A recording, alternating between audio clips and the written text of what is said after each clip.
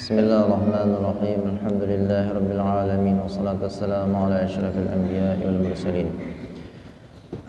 Sayyidina wa maulana Muhammadin wa ala alihi wa sahbihi wa barik wa sallam ajma'in. Asyhadu an la ilaha illallah wahdahu la syarika lahu wa asyhadu anna sayyidina Muhammadan abduhu wa rasuluhu. Allahumma shalli ala sayyidina Muhammad al-Fatih lima ughliqa wal khatim lima sabaqna sallallahu alaihi wal hadi ila siratikal mustaqim. Haqqa qadri qadril azim nawaina ta'allum nafal intifa wa tadhakkur wa tadhkir wal ifada wal istifada wal hatta ala tamassuk bi kitabillah wa sunnati rasulih wa du'a ila al huda wad dalala ala al khair ibtigha wajhillah mardati wa qurbi wa sawabi subhanahu wa ta'ala. Rabbi shrah li sadri wa yassir li amri wa hlul 'uqdatam min lisani yafqahu qawli. Bismillahirrahmanirrahim. Qala al-mu'allif rahimahullah ta'ala nafa'ana bihi wa bi'ulumihi fid dharin amin. Masih kita membahas tentang masalah salat. Salat yang kita kerjakan setiap harinya di antara hikmahnya adalah untuk membersihkan daripada segala dosa. Setiap kita salat maka begitu banyak dosa-dosa yang dihapus oleh Allah Subhanahu wa ta'ala. Semakin kita sering melakukan salat, maka semakin banyak dosa yang diampuni oleh Allah Subhanahu wa ta'ala. Kita ibaratkan dosa itu seperti kotoran, dan salat itu adalah sebagai pembersihnya. Kita umpamakan kayak orang mandi. Kalau sholat kita 5 kali sehari, diumpamakan kepada orang yang mandi di air yang bersih, mandinya pakai sabun 5 kali sehari, maka tentunya kotoran yang ada pada badan orang tersebut akan bersih juga. Begitu juga orang yang sholat, orang yang banyak dosa, setiap kali sholat maka kotoran dosanya akan dihapus oleh Allah Subhanahu wa ta'ala. 5 kali sholat maka beberapa banyak dosa yang dihapus oleh Allah Subhanahu wa ta'ala. Nah, jadi termasuk daripada hikmah dan fadilah orang yang sholat adalah menghapus berbagai macam dosa. Maka jangan sampai kita meninggalkan sholat. Dalam keadaan apapun, sesibuk apapun, sesulit apapun, sesakit apapun, usahakan yang namanya sholat jangan sampai kita tinggalkan. Karena sholat ini ibarat harga itu adalah harga mati. Tidak ada rukhsah, tidak ada keringanan bagi orang muslim yang mukallaf, yang berakal, ya, selama dia sudah mukallaf dan dia berakal dan hidup, maka wajiblah atasnya melakukan sholat walaupun dia sakit. Selama akalnya masih ada, ya, selama dia masih hidup, maka tetap wajib sholat. Yang kada wajib sholat hanyalah orang yang tidak berakal, orang gila, ya, orang yang sudah pikun, ataupun orang yang sudah meninggal dunia. Nah, inilah, ataupun orang yang masih sobi, orang yang masih tergolong anak-anak. Nah, ini kada wajib atas mereka sholat.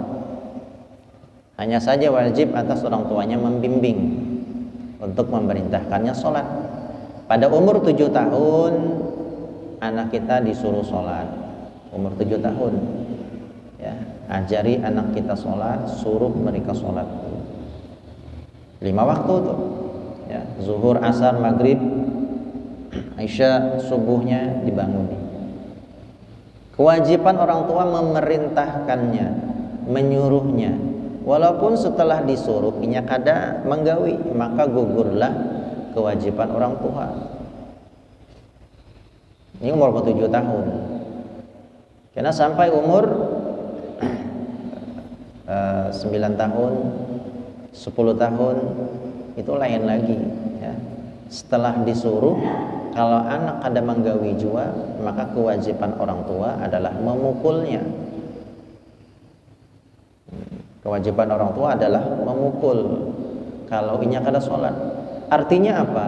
Kewajibannya sudah berbeda. Tingkatan kewajiban orang tua untuk membimbing anaknya sholat itu berbeda. Umur 7 tahun menyuruh, umur 10 tahun memukul kalau kada sholat.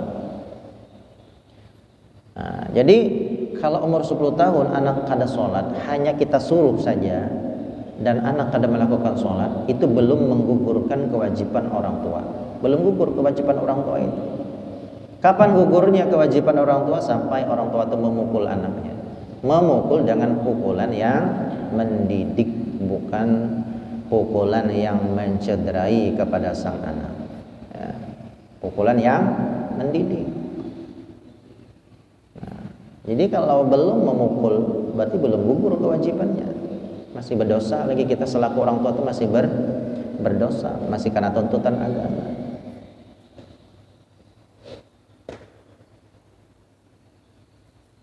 Nah, jadi sebelum balik itu anak kita sudah dibiasakan untuk sholat. Mulai umur 7 tahun sudah disuruh sholat. Sehingga ketika dia sudah balik, anak kita sudah terbiasa melakukan sholat. Dan diriwayatkan Allah an-imra'atan min Bani Israel ja'at ila Musa alaihi salam.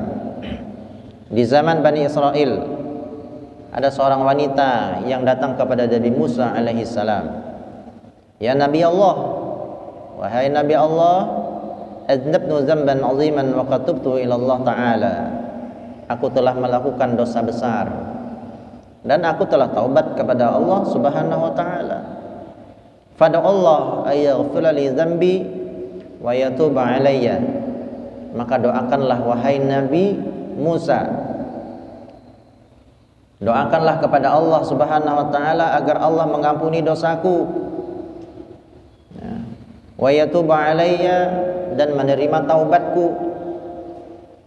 Jadi seorang perempuan ketika sudah melakukan dosa besar, taubat dia kepada Allah Subhanahu wa taala, dan dia belum merasa puas atas taubatnya, dan dia belum yakin taubatnya itu diterima oleh Allah Subhanahu wa taala. Menghadap kepada Nabi Musa, wahai Nabi Musa, aku telah melakukan dosa besar dan aku sudah taubat lawan Allah, dan aku belum yakin taubatku itu diterima Allah Subhanahu wa taala, maka aku mohon kepada engkau, doakanlah semoga Allah mengampuni dosaku dan menerima taubatku. Wa qala laha Musa, dan Musa berkata kepadanya, ma dzambuki, apa dosamu? Dosa besarmu itu apa? Yang engkau gawi itu apa?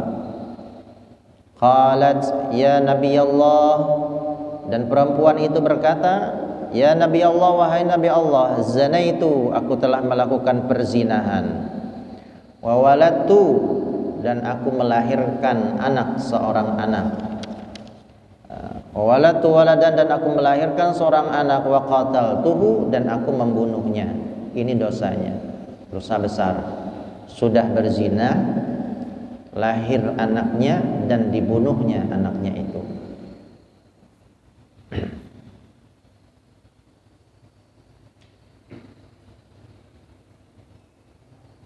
Faqala Musa alaihi salam, dan Nabi Musa alaihi salam berkata, ukhruji ya fajirah, keluarlah engkau dari kampung ini wahai perempuan yang sudah melakukan dosa besar.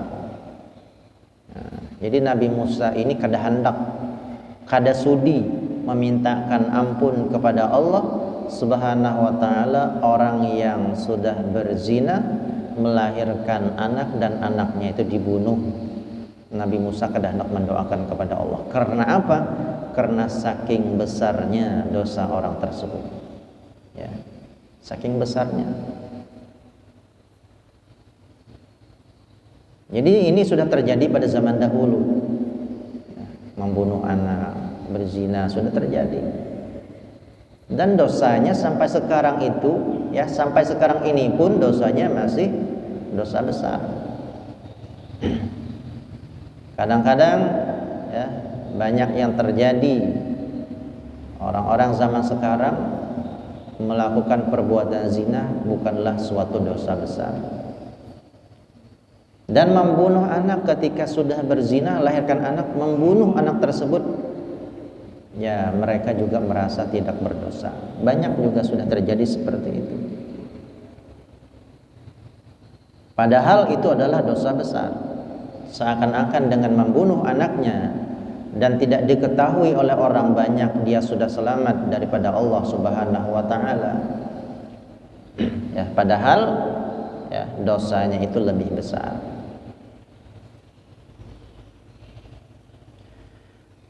Li'alla tanzil narun minas sama fatuhriquna bisyu'mik. Nabi Musa takutan, kalau engkau kada keluar dari kampung ini, maka nanti akan turun api dari langit akan membakar kami dengan sebab dosamu itu. Saking besarnya dosa zina dan membunuh anaknya itu, ya sampai-sampai murka Allah Subhanahu wa taala akan menurunkan api pada kampung itu.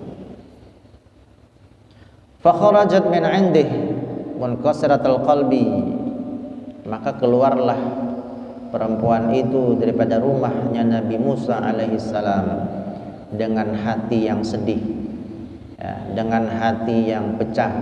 Karena apa? Karena Nabi Musa kada hendak mendoakan kepada Allah Subhanahu wa taala. Fanazala Jibril alaihi salam, dan malaikat Jibril turun kepada Nabi Musa dan mengatakan kepada Nabi Musa, Ar-Rabbu ta'ala yaqulu lak, wahai Musa, Tuhan telah berkata kepadamu, lima radatat ta'ibah ya Musa, kenapa engkau tolak, ya, kenapa engkau tidak mau menerima taubat seorang perempuan yang telah berbuat dosa, wahai Nabi Musa. Ya Allah bertakun lawan Nabi Musa, kenapa engkau kada hendak menerima taubatnya? Kenapa engkau tidak mau mendoakan kepada Allah untuk supaya diampuni dosanya? Jadi artinya apa dalam pertanyaan ini? Ampunan Allah itu lebih luas daripada dosa yang kita kerjakan selama kita mau kembali kepada Allah Subhanahu wa taala, selama kita mau bertaubat dengan taubat dan nasuha. Ya. Maka maghfiratullah awsa' min dzunubina. Ampunan Allah lebih luas daripada dosa kita. Jadi jangan ada di antara kita yang sudah putus asa terhadap rahmat Allah Subhanahu wa taala. Kita merasa kayaknya nih kada bakal lagi diampuni Allah. Saking banyaknya sudah dosaku ini. Ya, kada mungkin lagi Allah mengampuni dosaku. Ini adalah di antara orang yang putus asa daripada rahmat Allah Subhanahu wa taala, dan ini tidak diperkenankan kepada siapapun selama dia beragama Islam. Kada diperbolehkan putus asa daripada ampunan Allah. Ya, Allah itu maghfirah Allah lebih luas daripada dosa-dosa kita. Dan Allah pun sangat mudah hendak mengampuni orang pun. Sesuatu yang mudah bagi Allah Subhanahu wa taala.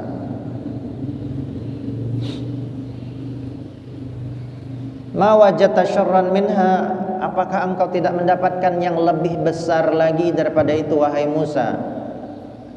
Kata Jibril, ini pesan dari Allah Subhanahu wa taala. Apakah engkau tidak mendapatkan dosa yang lebih besar lagi daripada berzina dan membunuh anaknya, wahai Musa? Qala Musa, ya Jibril, wa man syarru minha. Dan Musa berkata lagi, bertanya kepada Jibril, wahai Jibril, dosa apa yang lebih besar daripada yang dilakukan oleh perempuan itu? Nah, maka Jibril pun menjawabnya, qala man yatrukus salata 'amidan muta'ammidan. Dosa yang lebih besar daripada zina Dosa yang lebih besar daripada membunuh anaknya ketika sudah lahir itu adalah orang yang meninggalkan sholat dengan cara sengaja.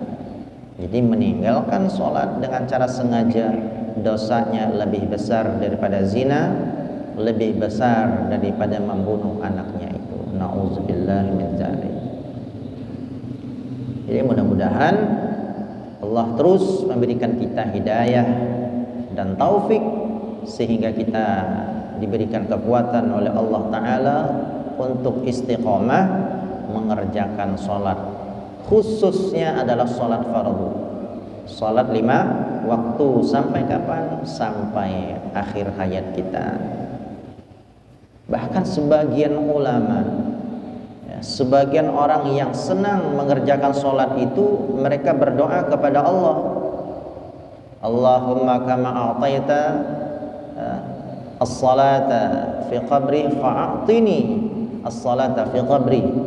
Ya Allah, kalau ada orang yang engkau perkenankan sholat di kuburannya, artinya kalau sudah meninggal, ini ulama ini berdoa, ya Allah, kalau ada orang yang sudah meninggal dunia dan dia sudah berada dalam kubur, engkau perkenankan dia untuk bisa tetap masih bisa melakukan sholat, maka berikanlah kepadaku kemuliaan itu sehingga aku kalau sudah mati dalam kubur, aku masih bisa melakukan sholat.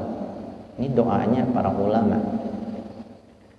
yang bernama Syekh Thabit bin Thabit Bunani, ya, Syekh Thabit bin Thabit Bunani. Ini yang beliau panjatkan doanya kepada Allah Subhanahu wa Ta'ala. Artinya apa? Saking senangnya sholat, saking nikmatnya sholat, saking lezatnya mengerjakan sholat, sampai-sampai di dalam kubur pun masih bercita-cita hendak sholat. Karena Syekh Thabit ini setiap kali sholat, setiap kali munajat kepada Allah selalu nangis. Sehingga ada orang bertanya kepada beliau, wahai Syekh, kalau engkau terus menangis seperti ini, ketika engkau munajat engkau menangis, munajat menangis, setiap sholat menangis, maka nanti matamu akan buta. Apa kata Syekh Thabit? Apa gunanya mata ini kalau tidak aku gunakan untuk menangis kepada Allah Subhanahu wa Ta'ala? Mataku ini akan bersyukur, akan gembira, akan senang apabila aku gunakan untuk menangis kepada Allah. Dan nanti pada saatnya ketika aku menghadap kepada Allah Subhanahu wa Ta'ala, maka mataku pun akan menjadi saksi aku di hadapan Allah Subhanahu wa Ta'ala atas tangisanku selama hidup di dunia. Nangis karena Allah, nangis karena takut kepada Allah Subhanahu wa Ta'ala. Jadi jangan sampai kita ini kada pernah nangis, tapi nangisnya bukan karena apa, tapi karena Allah Subhanahu wa Ta'ala. Beruntung, ya, beruntunglah mata yang Allah berikan kepada kita gunakan untuk menangis takut karena Allah Subhanahu wa Ta'ala. Paling kada seumur hidup sekali, ya, paling kada seumur hidup sekali.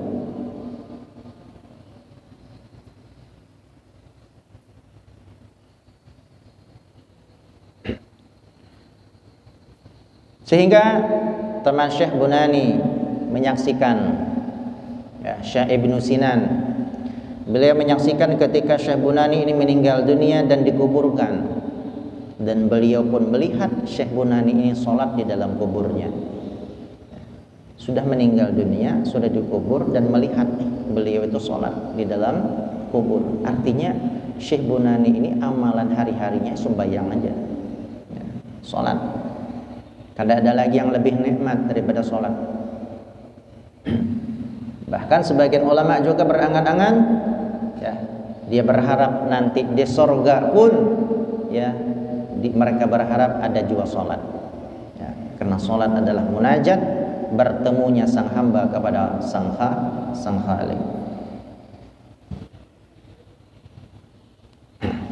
Sehingga Syekh Ibnu Sinan pergi ke rumahnya Syekh Thabit tadi, Syekh Thabit Bunani. Dia ketemu kepada putrinya, wahai Fulana, apa amalan ayahmu selama dia hidup sehingga kami menyaksikan dia di dalam kuburnya masih sholat? Apa amalannya? Maka sang anak tadi menjawab, amalan ayahku adalah membaca doa tadi. Allahumma kama a'taitas salata fi qabri fa'atinis salata fi qabri. Ya Allah, kalau ada engkau perkenankan salat itu dilakukan di dalam kubur, maka berilah aku salat di dalam kuburku. Selama berapa tahun Imam Bunani memanjatkan doa ini? Selama 50 tahun berdoa lawan Allah Ta'ala, sehingga doanya itu dikabulkan oleh Allah. Di dalam kubur pun Syekh Bunani masih melakukan sholat. Ini keistimewaan, ya, keistimewaan dari Allah Subhanahu wa Ta'ala.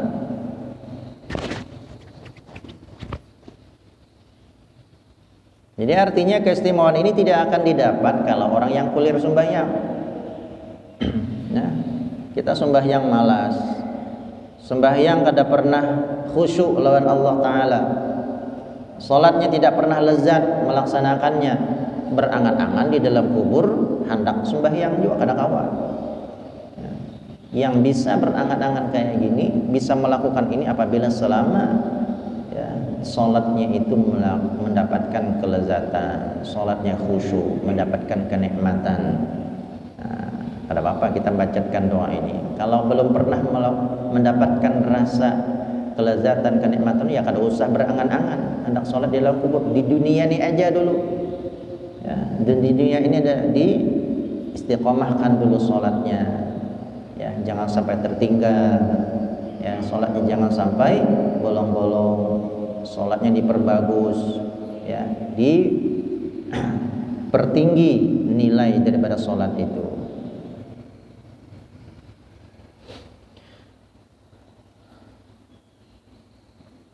Di dalam hadis Nabi sallallahu alaihi wasallam, "Anna man hafadha 'ala salati akramallahu bi khamsi khisalin." Orang yang menjaga salatnya akan dimuliakan Allah Ta'ala dengan 5 perkara. Yang pertama, yurfa' anhu dhiqul 'aish. Allah akan mengangkatnya kesusahan hidup. Kesusahan hidup akan diangkat oleh Allah Subhanahu wa Ta'ala bagi orang yang menjaga salat. Yang pertama, menjaga waktu salat, ya, kada sampai terlewat ke waktu yang sesudahnya. Dan yang kedua adalah menjaga nilai-nilai di dalam salat itu, maka akan diangkat Allah Ta'ala dhiqul 'aish, kesempitan di dalam hidup akan diangkat Allah Ta'ala. Walaupun orang itu kita lihat ini adalah orang miskin, tapi dengan kita lihat dengan kasat mata dia miskin, hatinya diberikan ketenangan oleh Allah Subhanahu wa Ta'ala.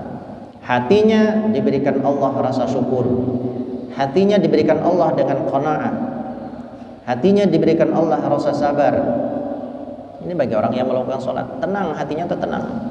Walaupun ibarat makan tuh sehari sekali, sehari 2 kali, ya, tapi hatinya diberikan ketenangan oleh Allah. Karena kan inti dalam kehidupan ini ya di hati kita, ya. Kenapa orang tuh cari sugih? Supaya senang. Kenapa orang hendak tulak, ya, pergi ke tempat rekreasi, tempat wisata? Supaya menghibur diri, menyenangkan hati. Uyuh-uyuh tulak ke sana untuk menghibur hatinya, untuk memperjuangkan hatinya supaya senang.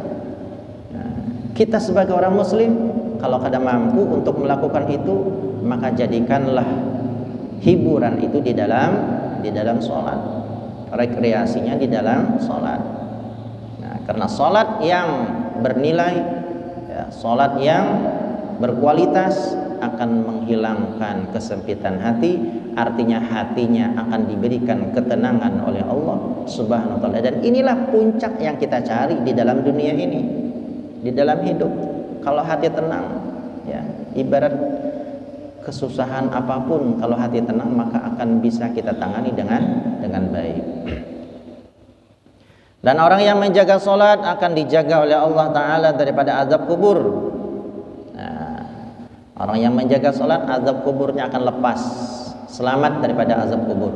Yang penting sholatnya dijaga, kualitasnya dijaga, nilai-nilai sholat dijaga, dan waktunya juga dijaga. Wa ya'tihi Allahu Ta'ala kitabahu biyamini. Orang yang istiqomah menjaga sholatnya akan diberikan kitabnya, buku catatan amalnya dari sebelah kanannya. Karena tanda orang yang mendapatkan kebaikan diantaranya adalah kalau catatan amal diberikan dari sebelah kanan. Tapi kalau sudah diberikan dari sebelah kiri, menunjukkan orang itu bakal celaka, apalagi diberikan dari di belakang. Ya, ini tanda-tanda orang yang celaka. Tanda-tanda orang yang baik mendapatkan rahmat Allah Ta'ala, ya diantaranya kitab amalnya diberikan dari sebelah kanannya. Wa yamurru 'ala sharat kal buraq. Orang yang menjaga salat dia akan menyeberangi jembatan Shiratal Mustaqim seperti buraq, seperti kilat, cepat ya sampai ke seberang. Wa yadkhulul jannata bighairi hisab, dan masuk ke dalam surga tanpa hisab. Maka sungguh beruntung orang yang diberikan Allah karunia bisa menjaga sholatnya. Beruntung benar ya. Masuk surga tanpa hisab, menyeberang jembatan Shiratal Mustaqim ya secepat kilat, selamat daripada azab kubur ya.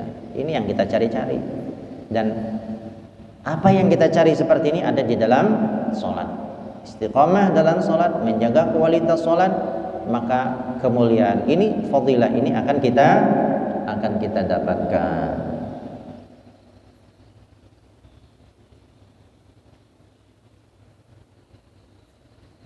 Sampai ke Isya kan sudah? Isya.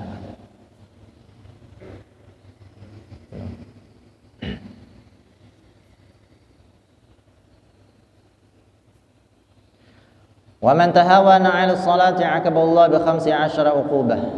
Dan orang yang melalaikan salat, orang yang meremehkan salat, maka akan mendapatkan hukuman dari Allah, yaitu 15 hukuman.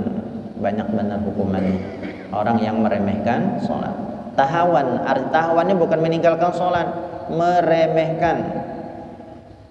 Apa itu arti meremehkan? Salat zuhur ya, sudah 5 menit lagi hendak asar, hanya sembahyang zuhur. Talah zuhur, azan asar orang. Sembahyang asarnya parak maghrib sudah. Sekiranya sudah salam asar terus, azan orang. Itu meremehkan sholat. Ya, maghrib itu pulang, isya itu pulang. Ini namanya meremehkan sholat.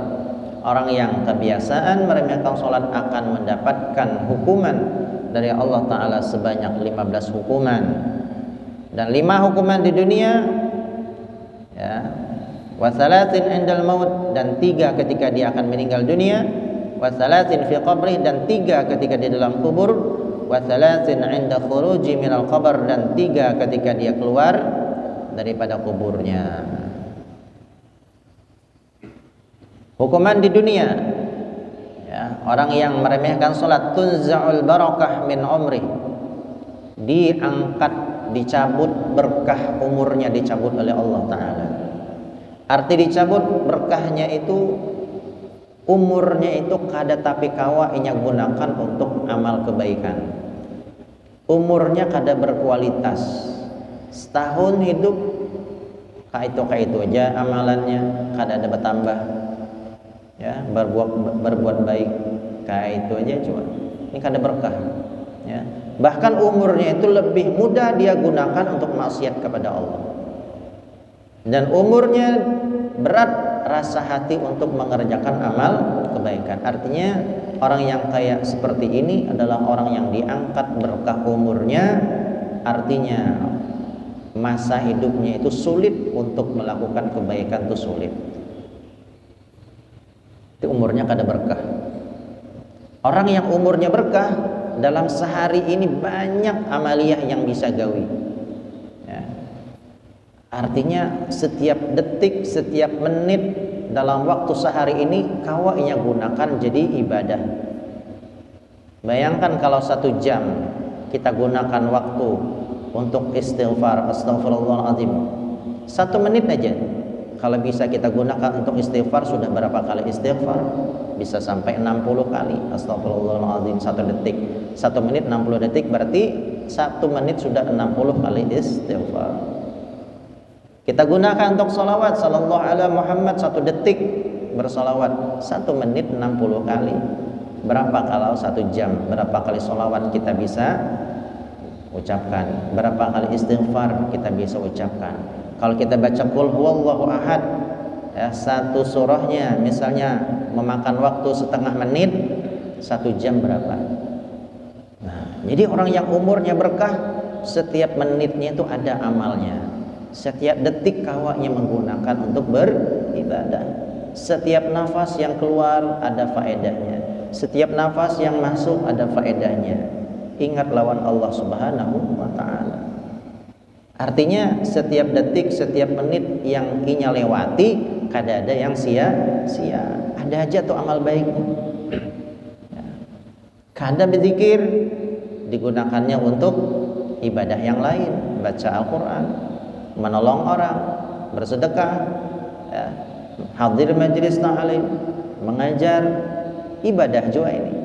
Nah, orang yang diberikan kemudahan untuk ibadah, menggunakan waktunya untuk dekat kepada Allah Ta'ala, itu salah satu tanda umurnya berkah. Tapi kalau ngalih aja anak beramal tuh, berarti kada berkah umurnya. Bisa kita cek kepada diri kita masing-masing. Mudah-mudahan Allah Subhanahu wa ta'ala memberikan keberkahan pada umur kita, dan Allah berikan kita keistiqomah dalam salat, dan mudah-mudahan kita diberikan Allah kelezatan di dalam salat kita, dan mudah-mudahan kita diberikan husnul khatimah oleh Allah Subhanahu wa ta'ala. Amin ya rabbal alamin. Ala hazni al-Fatihah.